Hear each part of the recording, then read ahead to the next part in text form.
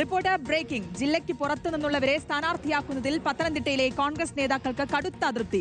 ജില്ലയിലെ മുതിർന്ന നേതാക്കൾ AICC ജനറൽ സെക്രട്ടറി KC വേണുഗോപാലിനെ കണ്ട് എതിർപ്പറിയിച്ചു.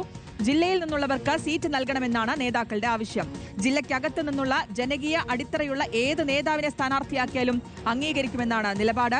പ്രവീൺ പുരുഷോത്തമനുണ്ട് വിശദാംശങ്ങൾ നൽകാൻ. പ്രവീൺ, ജില്ലയ്ക്കകത്തു നിന്നുള്ളവരെ പരിഗണിക്കണമെന്ന ആവശ്യം പേരുകളൊക്കെ ഉയർന്നു വരുന്നുണ്ടോ ഇഘട്ടത്തിൽ?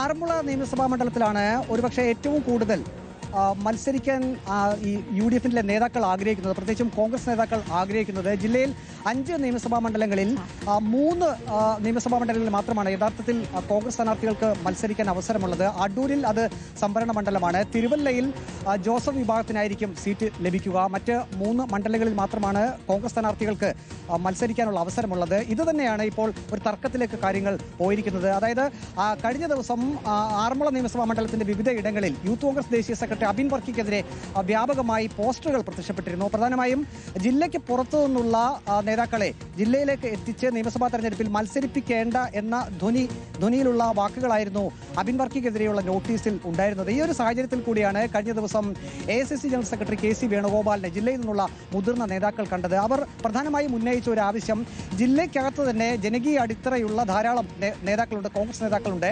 അവരിൽ ഒരാൾക്ക് മത്സരിക്കാനുള്ള അവസരമാണ് നൽകേണ്ടത്. ജില്ലയ്ക്ക് പുറത്തു നിന്നുള്ള ആരെയും മത്സരിപ്പിക്കേണ്ട, അങ്ങനെ ഒരു തീരുമാനമാണ് അല്ലെങ്കിൽ അങ്ങനെ ഒരു ആഗ്രഹമാണ് തങ്ങൾക്കുള്ളത് എന്ന് AICC ജനറൽ സെക്രട്ടറിയെ മുതിർന്ന നേതാക്കൾ അറിയിച്ചിട്ടുണ്ട്. അപ്പോൾ നമുക്ക് മനസ്സിലാക്കാൻ കഴിയുന്നത് കേന്ദ്ര നേതൃത്വം പറഞ്ഞിരിക്കുന്നത് നിങ്ങൾ തന്നെ തീരുമാനിക്കുക ആര് സ്ഥാനാർത്ഥിയാകണമെന്നുള്ളത്. പക്ഷേ ഒരു കാര്യം മാത്രം, വിജയിപ്പിക്കുക അല്ലെങ്കിൽ വിജയിക്കണം എന്നുള്ള ഒരു കാര്യത്തിൽ നിർബന്ധമുണ്ട്.